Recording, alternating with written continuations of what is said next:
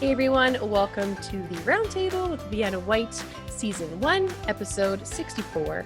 I'm your host, Millie Rouge from the band Vienna Whyte here in Edmonton, Canada. This Roundtable is a YEG music production. I want to introduce all of our guests that we have on the show today, starting with Jaime Esposito from Benton, Texas. Hi! We have KT from VIAL from Minneapolis. Yay, you're here. And we have Lilla from Portland, Oregon. So welcome, everybody. So happy to have everyone on the show today. Glad everyone's here and well, you all look pretty happy and calm for the most part. My first question I want to ask is, how has your day been going so far? I know it's a very complicated question, but I just want to know what you guys are up to. I know, Jaime, you were munching on some pasta before. I woke up this morning and I taught 4 lessons. Then I flew to Starbucks, and then we warmed up some pasta before this. Beautiful. That's awesome. Do you teach music lessons, or what is it that you teach? I'm a percussion. I do jack of all trades. I'm a percussion lesson teacher. Cool. So I have 40 online students, and then I'm a freelance percussionist. So like yesterday, I had 2 church gigs for the 4th of July. Mm-hmm. And then my own little baby thing is called Spectrum Ensemble. It's a music ensemble that promotes LGBTQ representation in classical music. Hence the shirt. This is one of our shirts. It's amazing. Very gay. Well, thank you. I love to hear that. That's so great to hear. Lilla, how are things going for you in Portland today? What's new with you? Good. I've been trying to, since this whole quarantine, keep somewhat of a routine. So like my morning routine is important, or I start to lose track of all time and days and everything. Yeah. So I got up, I did like a morning meditation and did a really good workout, had some food, and now I'm here with you guys because we're a little earlier than the rest of the country. I love it. That's amazing. That's a great morning so far. And KT, you are from the band VIAL. Can you kind of tell us more about, well, I guess we won't talk about your band yet, but how's your day going so far? Just you personally. Today it's been going well. I haven't done a lot. Same. I had a couple bowls of cereal and, got ready. Here I am. Love it. What cereal? It's important. The Cinnamon Toast Crunch. Yes. Good choice. I love it. Well, thank you so much, ladies. I'm glad to hear everyone's having a great day so far. I want to quickly chat before we talk about our topic of the day. I want to learn more about each of you individually as musicians, because I myself have never met any of you before, and I know our audience hasn't as well. So Jaime, can you start it off and just tell us kind of a little bit about how you got started in music and kind of what you've done since then up until now today? Yeah, so I was like the pretty standard in terms of school. I started in 6th grade playing drums, went to an undergrad. I went to Northwestern University in Evanston, Illinois for my undergrad. Then I came to UNT, University of North Texas, for my master's. And then most people don't tell you this, but it kind of makes sense. If you go to get a master's, you generally end up there because you make so many connections while you're in school. So because of all the connections I made, I have not left. Which is good. It's very easy to make money here as a musician in terms of private teaching, which is cool because the biggest thing in Texas is football. So then they absolutely fund their marching band. And the coolest thing about marching band is the drum line. So they pay me to yell at their kids and tell them how bad they are. That's awesome. Yeah. For about 3 years, 4 years, I think, 4th official year, just like teaching after I graduated. And then I mentioned my new music ensemble, which started last year. Okay. And so far we've commissioned 4 new pieces for percussion duos. Oh, I'm a percussionist, which is like a drummer, if people don't know. And a percussion duo, and we in May commissioned 4 pieces, and then we did a new commission in October. And one thing that we didn't plan but is very cool about all of our music is very subtly, well, some is not subtle at all, but it's all very gay related. Like all the composers, it kind of had to do with their coming out story. It kind of had to do, so it's been a cool niche to see people kind of explore that identity and write music specific to their identity.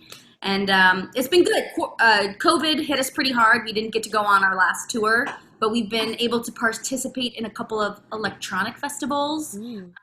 One of them is called Queerantine by, Cool. it was, shoot, I'm blanking on their name. They're based in Brooklyn. I'll have to find it and I can send it to you later. But they did for Pride Month, 12 days, 14 days of a half-hour performance every night, and they got, I think, like 57 queer musicians involved. Wow, that's incredible. It was cool. Wow. And then we have another festival coming up called the New Music Arts and Sound Summit in July that we're recording for, put on by Church of the Friendly Ghost, COTFG. Very cool. That's So really lots of stuff. Staying busy. Yeah, that's awesome to hear that you're keep hustling because it's hard.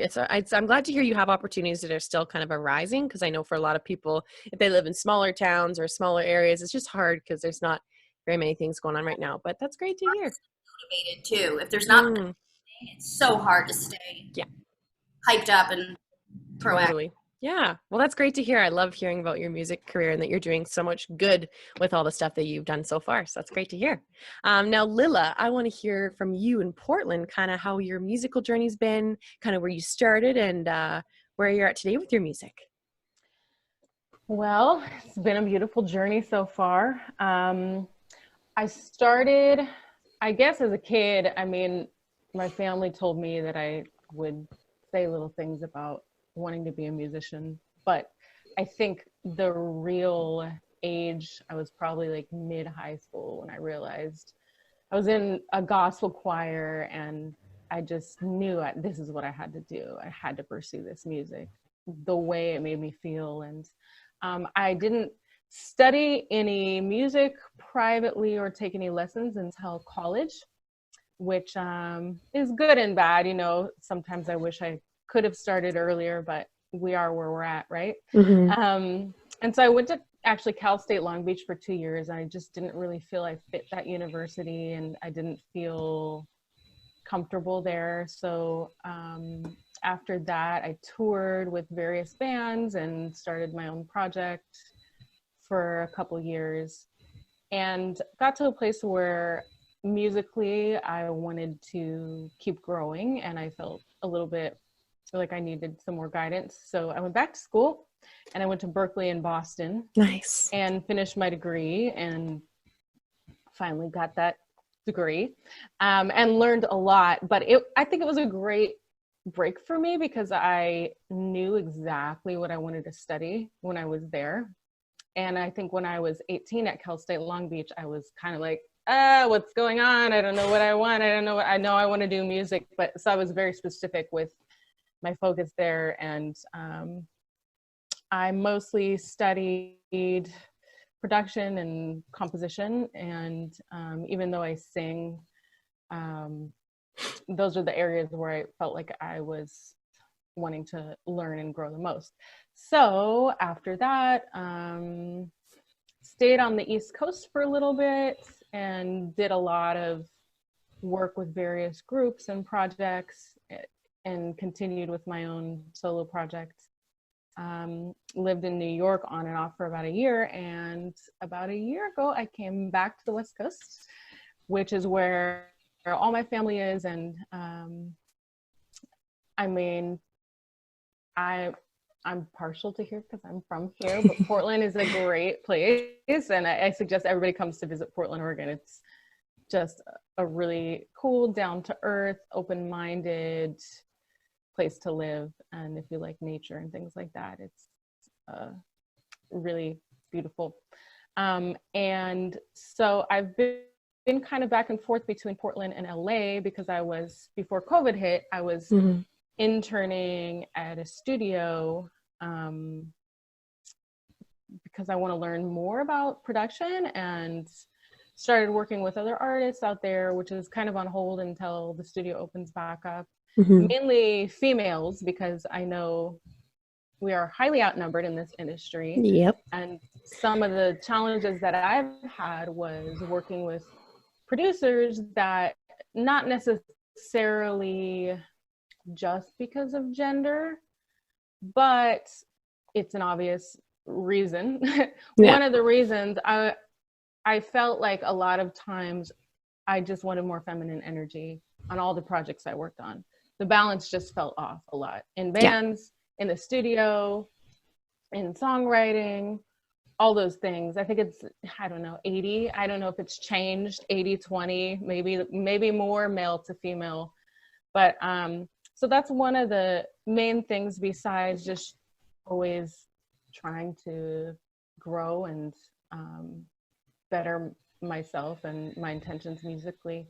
I think working on production and being able to connect with other women and create music that we feel really comfortable, and show more women that we can do other things than just being, you know, the cliche singer-songwriter. There's not as many women instrumentalists. And I want to somewhat help change that. I want more, you know, women to be comfortable being engineers and producers and things like that. So yeah, absolutely. That's really incredible to hear. And I'm so proud of you for doing that, because like you said, it is so rare. Like recently my bandmate and I were trying to find a female producer because we want to make a very female, heavily orientated album, but we're like, there's two.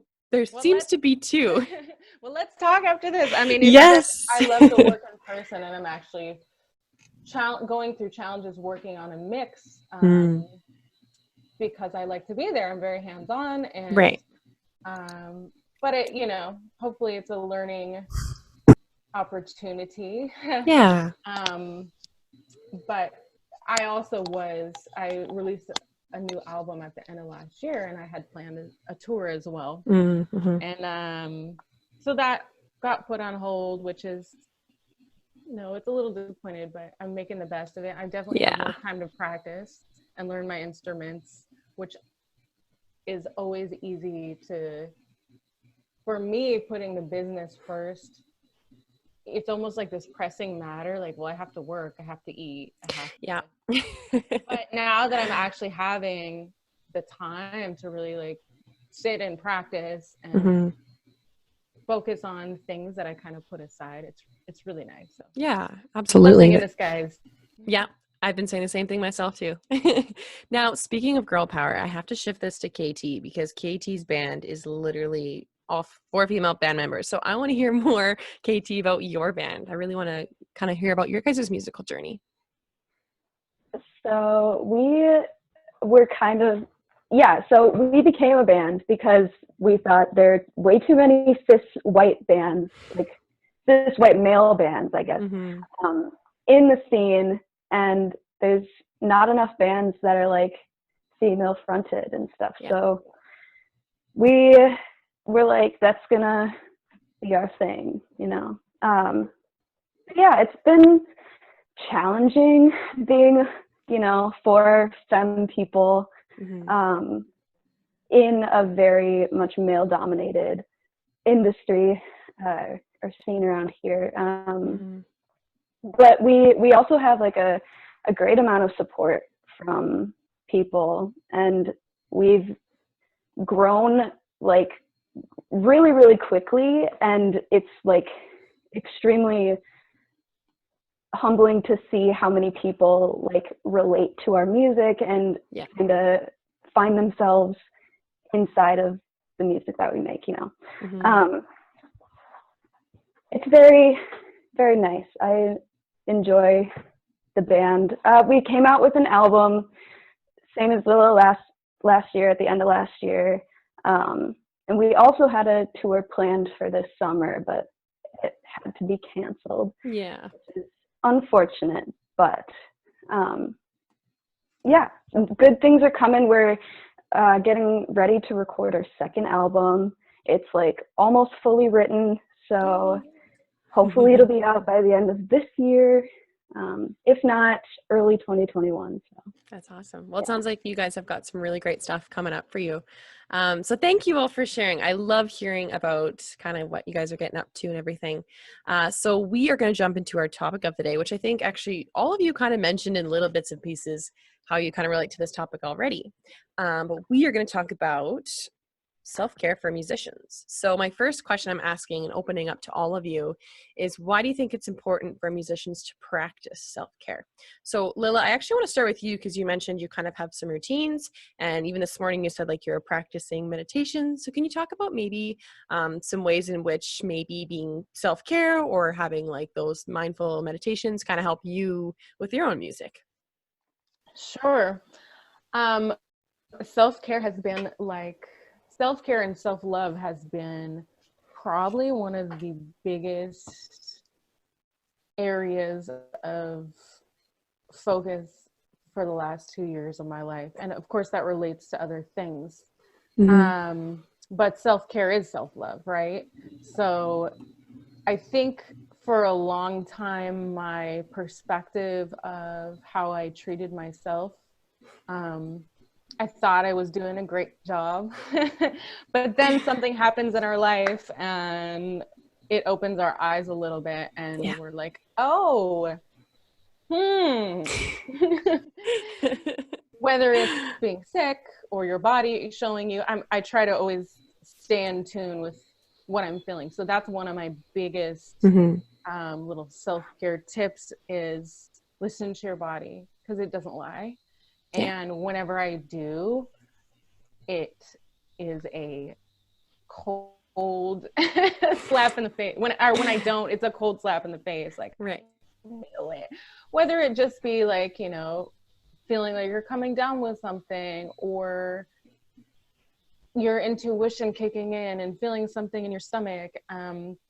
So I think self-care is one, we've got to like listen to how we're feeling physically. Right. And that's a big indicator. A lot of times our mind registers after our body registers something. So I was reading a book called Blink by Malcolm Gladwell, and he said sometimes before our brain comes to a conclusion that something's wrong physically, we'll start to feel the signs. So one of the things I'm trying to pay attention to is, if I can't make a decision, you know, in our industry, we're faced every day with like, should I do this? Should I do that? Should I work with this person? Should I? And a lot of times I'm like rattled trying to decide. And so I think that if we just kind of sit back, be still, tune in and be like, well, okay, what is, you know, how am I feeling? I use my physical senses a lot to kind of care for myself, but also I think learning to put yourself first and not feel guilty about it. I think for a long time, and I was raised like, my father is Jewish, my mother is Catholic, and there's like a lot of guilt in certain aspects of those religions, not all of it. And I'm very spiritual. I'm not a particularly religious person, but I grab from everything. But I think that I don't know if it's necessarily that, but it's almost like we're taught to not care for ourselves and to feel bad for putting ourselves first. Like selfishness is a bad thing, you know, that it's looked down upon to say, I can't do that. And I'm learning, I think, to not do things if I don't really want to, and to not feel guilty about it. Right. And then the last part is that morning routine. I would recommend everybody start it. There's a book that I didn't read, but I was listening to a podcast about it. I think it's called like the 5 a.m. Club or something. And our morning kind of reflects how the rest of our day is going to go, right? So if you start out right and start out in a centered space, I've found, and most people I talk to, that the rest of your day is going to go well. So what it might be, listening to great music, having a great breakfast before you open your phone. I do it before I even open my phone, my email, look at my messages. I have to say, this time is for me. Get my mind right, do what I got to do, and then I'm ready to go into my day. And then I feel like things roll off a little easier. I'm more Good, focused. yeah. I just feel a little more centered throughout my whole day. So Absolutely. that's what I've been doing. Yeah, that's awesome to hear. So Jaime, what are some ways kind of you've practiced your self-care, or why you even think it's important in general to do? For sure. And wait, can I like segue really quick? Yeah, go for it. Two things that, what do you play? You never said what you played. Who, me? Katie.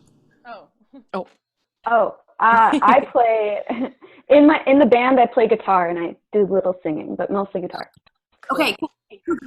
And then I just wanted to put a disclaimer out there because you guys said you were having trouble finding female producers. When we first started our process of finding queer composers, there is no list accessible. We literally just hit Facebook and people started recommending. So if you haven't done that, I would suggest just putting it on your Facebook and letting people provide you with options and then go doing the research. Because it's like a like-minded hive, especially if you are a musician, you're going to know people. Yeah, Okay. absolutely.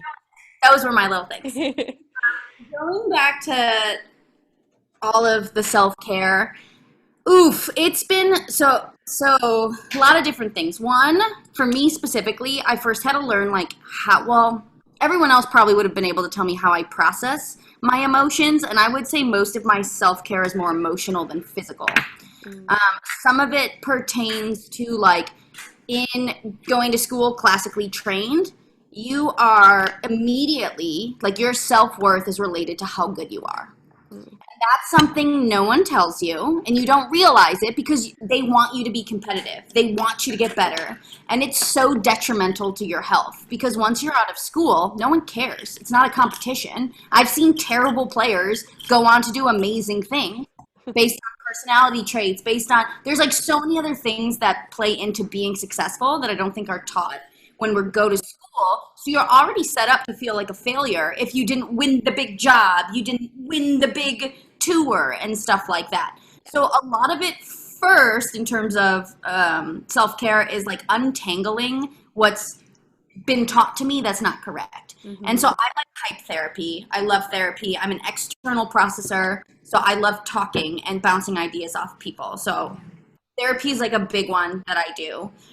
In terms of physical, I say every day I'm going to exercise, but I never do. It always sounds like the worst option. Mondays I'll start strong like 1 month, and then I'll make it till Wednesday, and then it disappears. Yeah. So like that's a whole nother side of I know if I run, I feel good. I know if I'm working out, I feel good. But getting myself to do it when there's so many other things, so hard.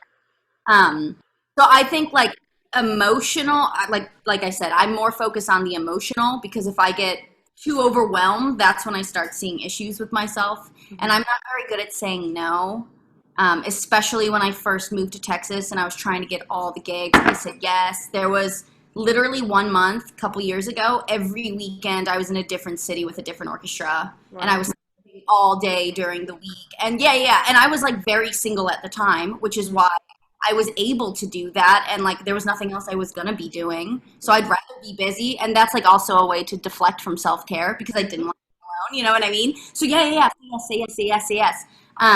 But like slowing down has showed me what's more important. Then, it's just like a balance of what is actually important to your well-being and what is not. And I find examples of it with my students because I've turned into their little therapists. And they get real mad. Like, if they can't do something, that doesn't matter. Like a flam. A flam is when you just hit your hands both at a time, like that. You play a flam. If they suck, I'll be like, that's bad. That's bad. And then after 2 minutes of saying that bad, I'll remind them that none of this matters. They can literally never play it. Their life's not going to end because it doesn't. And like, it's reminding yourself that some of these details are not something to spend time on because it's not worth your time. So I don't know if I have, I don't have a set guideline to help with my self-care. And especially since COVID's over and my therapist is, it's not over. Sorry. Since COVID is here and thriving, I lost my therapist in the process. Right. That's a whole nother game of who am I going to talk to? Yeah. And I think it's with self-care, it's hard to ever really get like a for sure routine because you also kind of do want to switch it up from time to time because sometimes you kind of need that change in routine, right? So it's hard. It's hard for anyone to be perfect at it or excellent. So I think you bring up a great point, Jamie, that it's never really going to be perfect. You can try your best, but sometimes it won't always be perfect. So yeah, no, that's incredible. I kind of want to move to our next question, but Katie, I want to start this question with you. What are some routines or habits that you practice to take care of yourself with your own music? So I think Lilla and Jamie kind of already brushed past this. So I want to hear from you, Katie, what you think. For my music, I like, I mean, with, having to stay inside all the time and like all day, I've taken a lot of time to practice. Mm-hmm.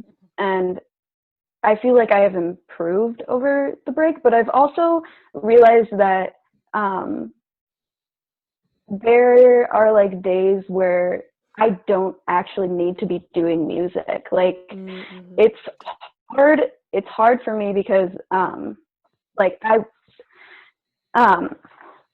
every day I feel like I need to be like productive or like write something or write a new riff or something, and it stresses me out sometimes. And I just recently like realized sometimes I need a break from music, Yeah.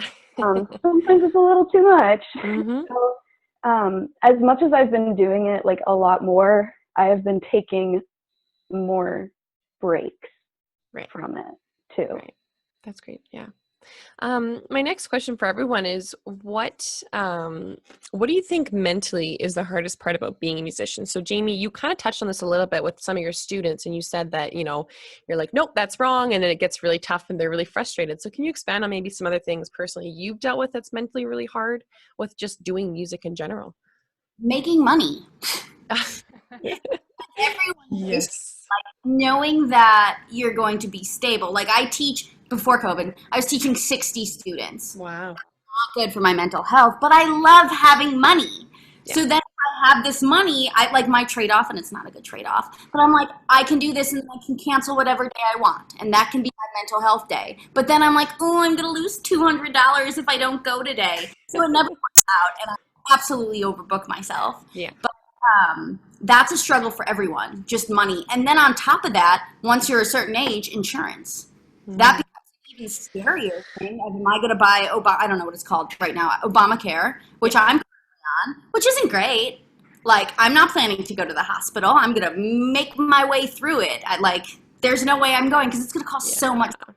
And that's like a dumb, stressful thing. Like, I have to worry about getting hurt and what I'm going to do about getting hurt. And luckily, I mean, not luckily, a lot of people don't have to think about it because we're on our parents' insurance, usually until we're 26. Mm-hmm. And then the hope is you found a full-time job. Well, musicians have full-time jobs. Yep. So where is this middle ground of keeping ourselves safe on top of all that? Mm-hmm. Yeah. So I would say that's like, for everyone, very stressful, just like keeping money consistent. And then there's also just the stress of needing to deliver. Like if you have a gig, you don't want to be the problem. You want to be the best you can be. You want to keep that gig. So just the anxiety of like needing to do everything right. Or like me, I have to bring a lot of my gear. And there was one time I had a gig where I had to bring my timpani, packed up all my timpani in my car, forgot my timpani mallets.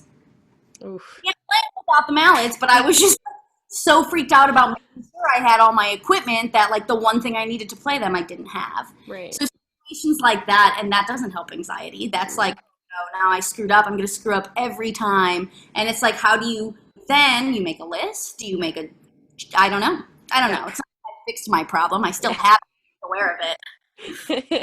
I love it. That's the first step, being fully aware. And I 100% agree with what you said. And I feel very fortunate that in Canada here, now that you mentioned that, our healthcare is very, very accessible. And so I feel for you guys because I can't imagine having to worry and having to constantly be like, oh gosh, like I don't want to go to the hospital because you never know, right? So I 100% like that. That would be really, really tough. And I can't imagine it. I have a friend in Canada who plays violin, and she said that there was a situation where she got like some money, like a stipend for being a musician. Is that something in Canada? It depends. Like she could be talking about grants, but I don't think that's what she was talking about. But I know with COVID, there was a few grants, like if you were a full-time musician, let's say, and then you got kind of cut from doing that. I think there was a tiny bit, but I don't know if it was government funded. I think it might have been funded from like music companies like Factor and everything in Canada. Here we have a kind of like a funding program. So that's probably maybe what it was. I'm not 100% sure, but all of my friends, there was like someone from France, someone from Canada, 2 people from Canada, and they were shook when I just said we get a $1,200 check for this process. They were like, "What do you mean? You've been getting money every month." I'm like, "Welcome to America." Yeah, you're like, Yeah, I feel it. Yeah. So, Katie, I kind of want to hear from you. What do you think is the hardest part mentally about being a musician, for you at least?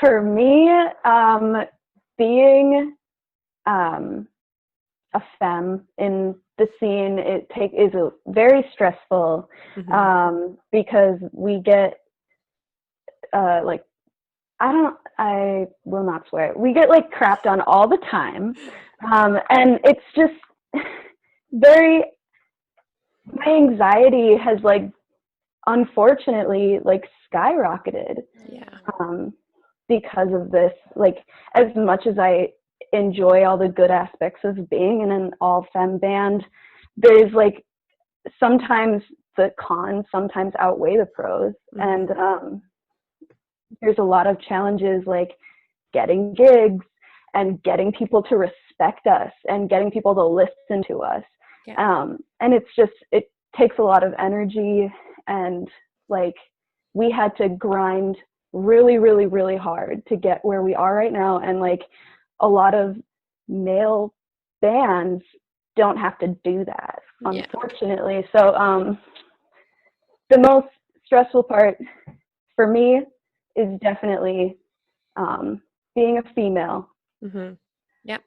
I in Edmonton here, I own a artist development company, so I'm basically one of the owners, and I have a male partner as well, and it's unbelievable the amount of times I have to be walked past, talk to the male, and then for him to go, "Actually, sorry, she's the one who actually booked this whole show.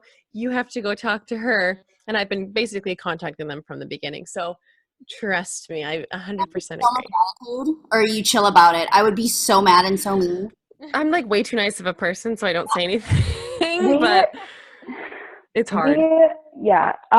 One time we were setting up our merch at a show, and these guys were like sitting on the couch, and they go, "Why are they setting up VIAL's merch? I don't even think they're here yet." And then the other guy goes, "Those chicks are VIAL, dude." And it's just like, as much as you don't think that you're causing harm from the comments that you're saying, it is really harmful. 100%. Yeah. And I think it's just more so exhausting. I think it's just tough. It's something we have to deal with, but hopefully it's starting to slowly expand with people like Lilla, for example, who are like, "I'm going to make it a thing. I'm going to be a female producer, and there's nothing you can tell me." So Lilla, I actually want to, sorry, Jamie, what would you want to say? Also now have to be like the advocate. So now you are the person responsible for the impression all these people are going to have for the next female group. So now if you lose your mind because you're pissed, and you should be, they're absolutely going to blame it on your period or something like that. But you know what I mean? Like, so now, I like have this all the time in the queer world, where like some comments are said, and I'm like, "Oh, you can't lose it. You have to educate. You have to educate." But it's so frustrating to then have to be in that position, and it's not good for your emotional health.